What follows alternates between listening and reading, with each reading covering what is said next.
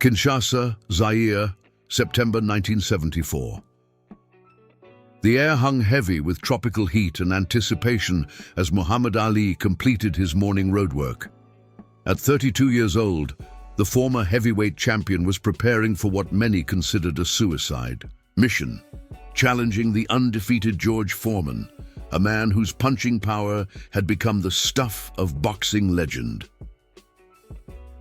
Ali paused to wipe sweat from his brow, his mind returning to the footage he'd studied obsessively since the fight was announced. Foreman destroying Joe Frazier, the man who had handed Ali his first professional defeat. Foreman sending Ken Norton, who had broken Ali's jaw in their first meeting, crashing to the canvas like a fallen tree. The clinical brutality with which the champion dispatched his opponents had sent shockwaves through the boxing world. How? "You feeling this morning, champ?"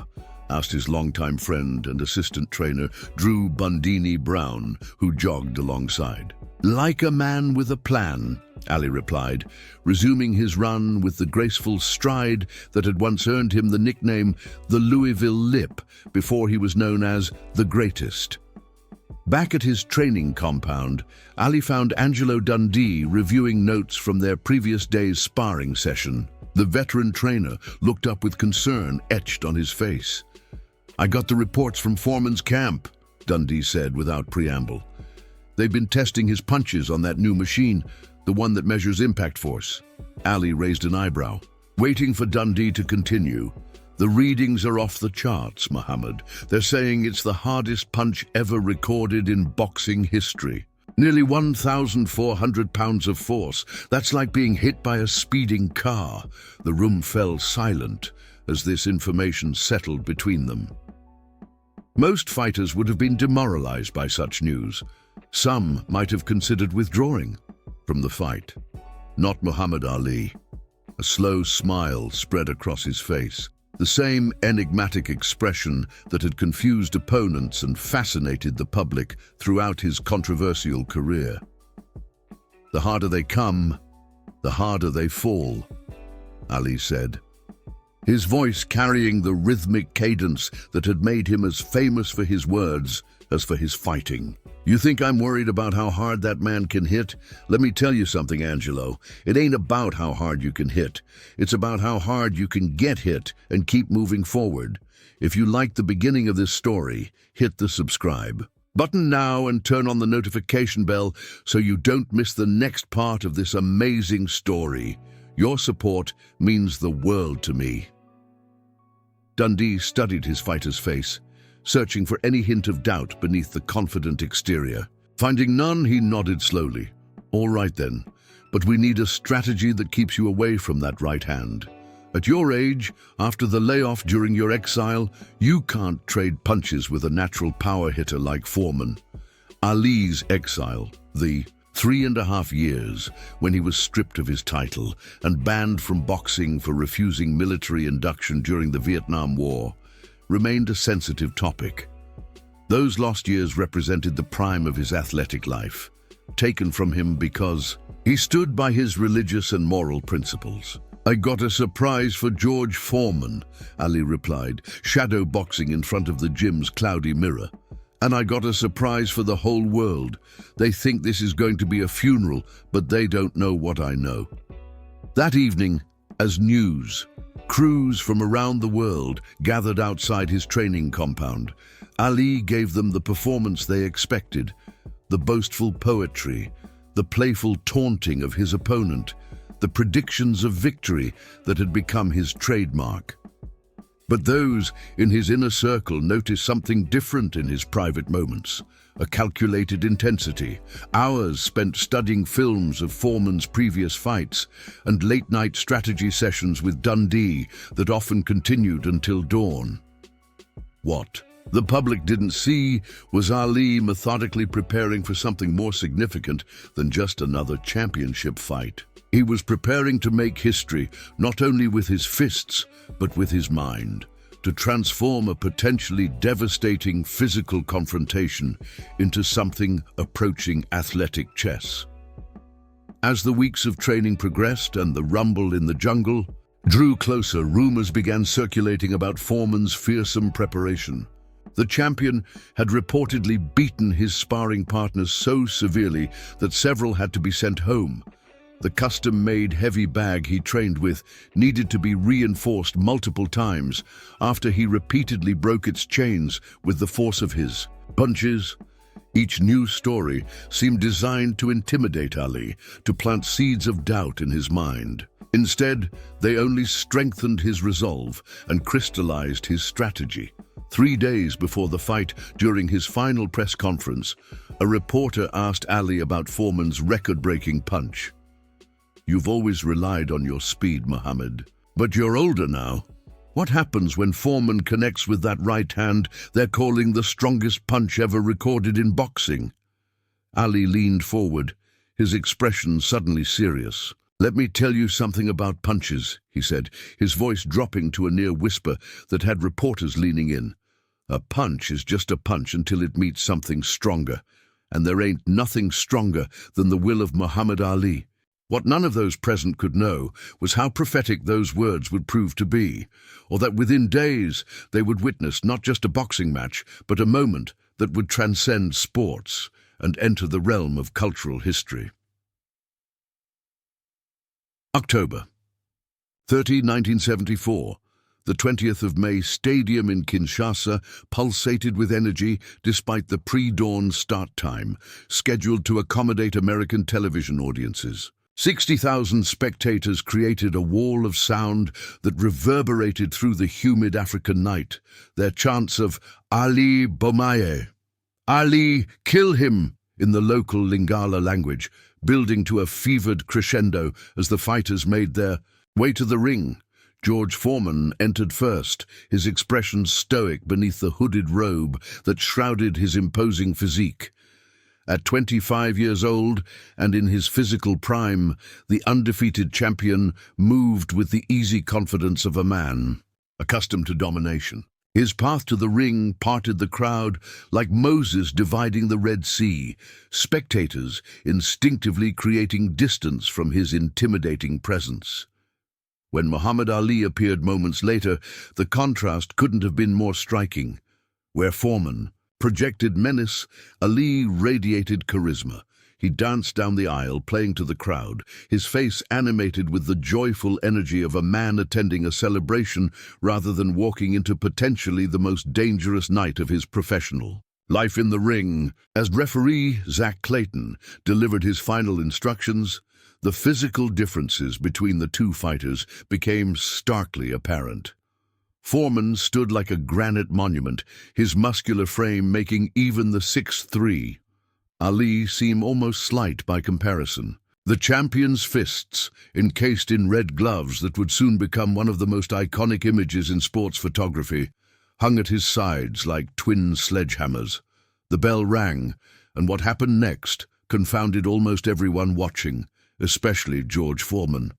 Instead of dancing away, employing the float like a butterfly, sting like a bee style that had defined his earlier career, Ali went straight at Foreman, throwing right-hand leads, a tactically reckless punch that experienced boxers rarely use against orthodox fighters.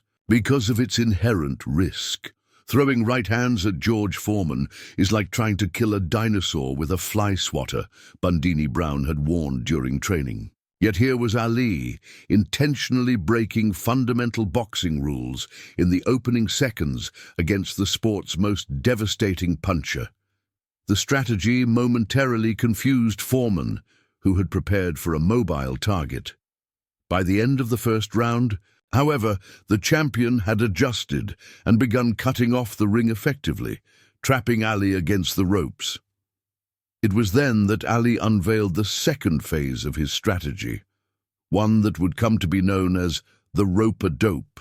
Instead of trying to escape, Ali leaned back against the ropes, using their elasticity to absorb much of Foreman's power while covering up to protect himself from the worst of the champion's onslaught. From his position in Ali's corner, Angelo, Dundee watched with a mixture of professional admiration and personal concern.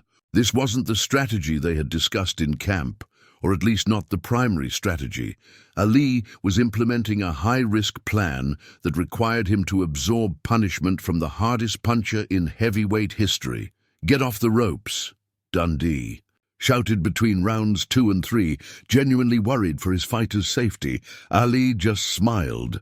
"I know what I'm doing," he whispered. "This is the only way."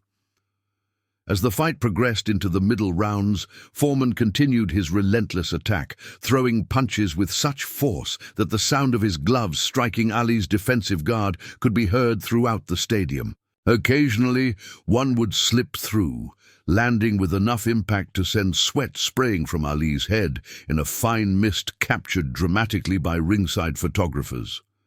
It was in the 5th round that it happened, the moment that would be freeze-framed. In boxing history, with Ali cornered, Foreman unleashed a right hand that had knocked out 37 of his previous 40 opponents. The punch connected flush with Ali's jaw, a shot that boxing experts would later analyze frame by frame, calculating it to be the single hardest recorded punch ever landed in a heavyweight championship fight. The stadium fell silent. Bundini Brown later described it as the moment when 20,000 hearts stopped beating all at once. Ali's legs buckled. His eyes momentarily lost focus. For a fraction of a second, he appeared on the verge of falling. Then, defying both physics and the conventional wisdom of boxing, Muhammad Ali did something that no one, least of all George Foreman, expected. He not only remained standing but turned his head to look directly into Foreman's eyes. "That all you got, George?" Ali said, the words audible to those at ringside and picked up by microphones positioned in his corner. "That's all you got?" In that moment, something shifted in the psychological dynamic of the fight. Foreman, who had built his entire career around the intimidating effect of his power, had just landed his Sunday punch, the one his trainers had measured on scientific equipment and declared the strongest in boxing history, and his opponent was taunting him. The champion redoubled his efforts, throwing punches with even greater fury, but now there was a desperation in his attack. Each time Ali absorbed another heavy shot without falling, Foreman's legendary confidence eroded a little more. By the 8th round, the champion was visibly exhausted. His punches, so crisp and devastating in the early rounds, had lost their snap. His breathing was labored, his movements increasingly sluggish. Ali, who had been conserving energy while allowing Foreman to punch himself out, sensed the moment had come to implement the final phase of his strategy. With less than 30 seconds remaining in the round, Ali suddenly sprang off the ropes. He fired a lightning-quick combination, a left hook followed by a straight right hand that caught Foreman flush on the chin as the champion was attempting to throw a punch of his own. Foreman spun halfway around from the impact, his massive frame suddenly looking vulnerable, his legs unsteady. Ali, seizing the moment, delivered 5 more punches in rapid succession, the final right hand sending Foreman crashing to the canvas like a felled redwood. The referee counted to 10 as Foreman tried unsuccessfully to regain his feet. When the count was completed, Muhammad Ali had accomplished what most boxing experts had considered impossible. The man who had faced the strongest punch ever recorded had not only survived but prevailed, reclaiming the heavyweight championship he had lost outside the ring 7 years earlier. As Ali was mobbed by his corner team and supporters who flooded the ring, he broke free momentarily to stand over the fallen champion. But instead of taunting his defeated opponent as many might have expected, Ali extended his hand to help Foreman up, a gesture of unexpected sportsmanship that would prove to be just the beginning of how this fight would transcend the boundaries of sport and enter the realm of cultural legend. The post-fight press conference was delayed for nearly an hour as Muhammad Ali received medical attention. Though victorious, he had absorbed tremendous punishment during the middle rounds, the price of his rope-a-dope strategy. As he finally took his seat before the assembled media, visible welts and bruising evident on his face, the newly crowned champion appeared both physically exhausted and spiritually exalted. "Ladies and gentlemen," Ali began, his voice hoarse, but strong, "what you witnessed tonight wasn't just a fight. It was a demonstration of something I've been trying to tell the world for years. The defeat of power through intelligence. The triumph of spirit over strength." A reporter from Sports Illustrated raised his hand. "Muhammad, in the 5th round, Foreman caught you with what many at ringside are calling the hardest punch they've ever seen landed in a championship fight. What went through your mind at that moment?" Ali leaned forward, suddenly serious. "I felt the darkness coming," he admitted. "For just a split second, I wasn't in Zaire anymore. I was somewhere else, floating above myself. Then I remembered all the reasons I couldn't lose this fight, not just for me, but for all the people who believed in me when the government took my title, when the Boxing Commission banned me, when everyone said my career was over because I stood up for what I believed in." Another journalist pressed, "But how did you stay conscious after taking that punch? The same shot knocked out Norton and Frazier." Ali smiled. "When you face the kind of opposition I've faced outside the ring, the United States government, the draft board, financial ruin, public hatred, a punch, even George Foreman's punch, puts things in perspective. They took 3.5 years of my prime. They took millions of dollars, but they couldn't take my spirit, and neither could George." As the press conference continued, Ali revealed aspects of his strategy that surprised even veteran boxing writers. The rope-a-dope hadn't been a desperate improvisation, but a calculated risk based on his study of Foreman's previous fights. He had identified a pattern. When Foreman's opponents retreated, the champion cut off the ring with clinical efficiency. But when they stood their ground, Foreman became overeager, often overextending himself and leaving openings. Everyone thought. "I'd tried to dance for 15 rounds, Ali explained. "George prepared for that fight. His people studied the old Ali. But I'm not the same fighter I was before my exile. I had to evolve. I had to find a different path to victory."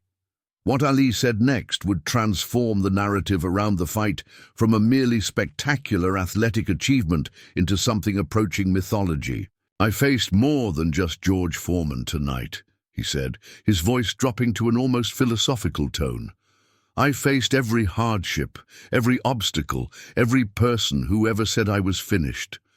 When that right hand hit me in the 5th round, the one you're all talking about, I wasn't just fighting to stay conscious, I was fighting for redemption." The most remarkable revelation came when a doctor from the Kinshasa medical team interrupted the press conference to deliver preliminary findings from Ali's post-fight examination.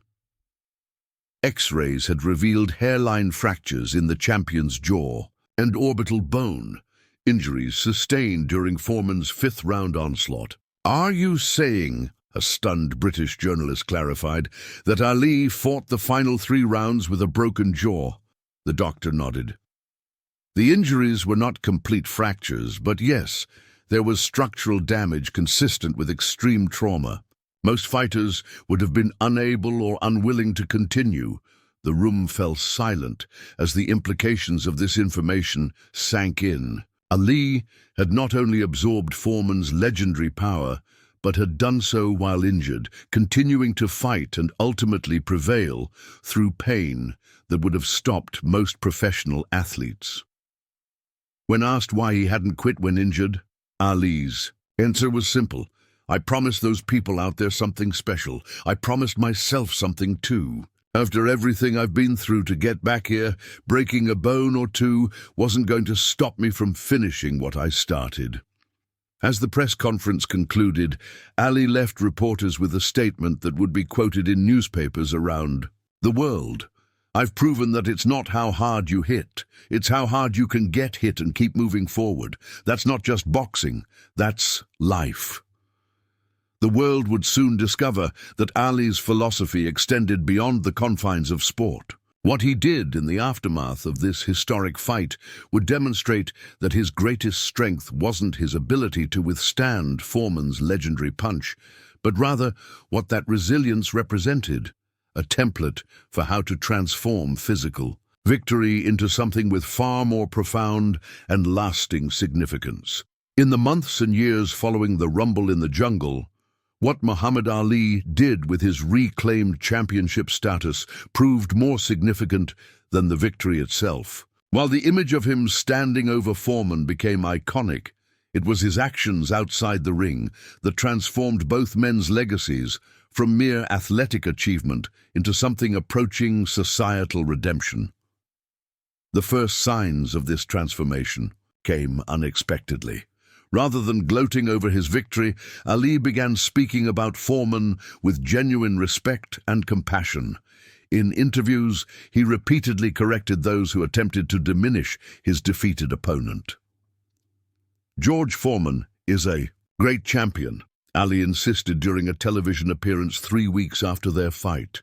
"What happened in Zaire doesn't change that. Sometimes a man's greatest moment comes not from winning, but from how he handles losing. George is showing true character." This public support coincided with a private gesture that wouldn't become public knowledge for years.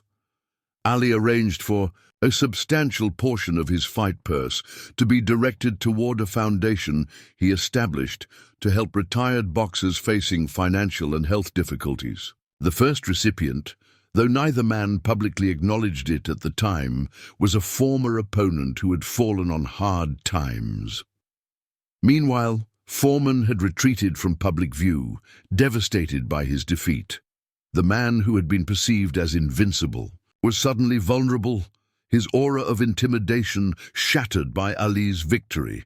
Depression and anger marked this period of Foreman's life, as he struggled to reconcile the fighter he had been with the man he now was.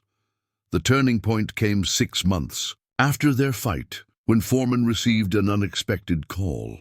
Ali wanted to meet privately.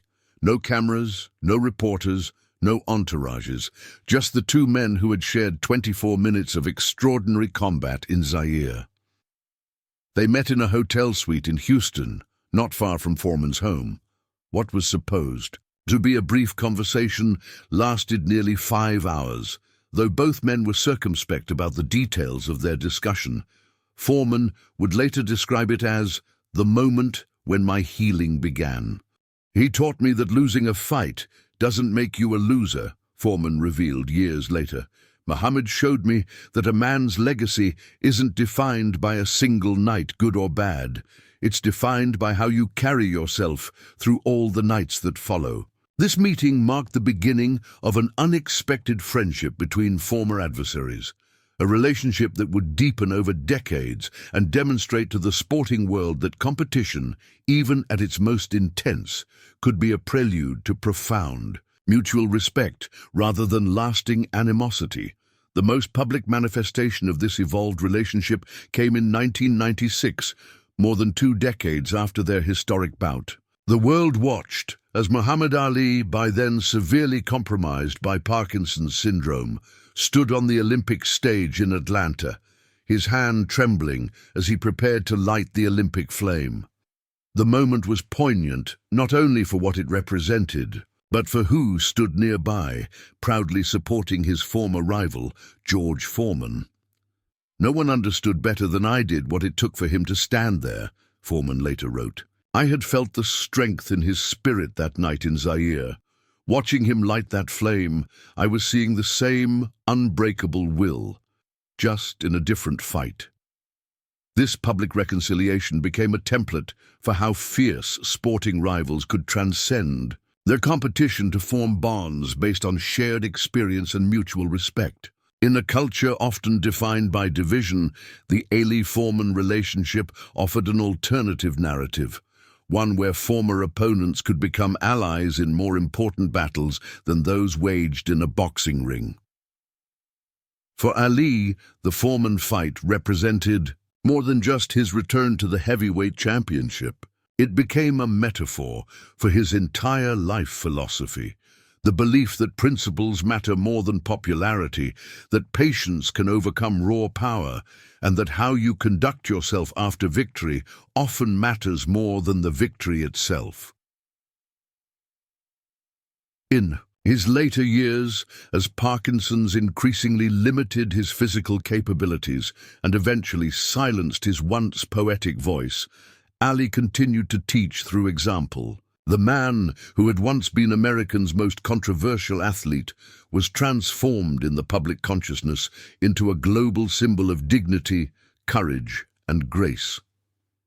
Each time he appeared in public, his body betraying the toll of his profession, while his eyes retained their penetrating intelligence, he embodied the very principles he had demonstrated against Foreman.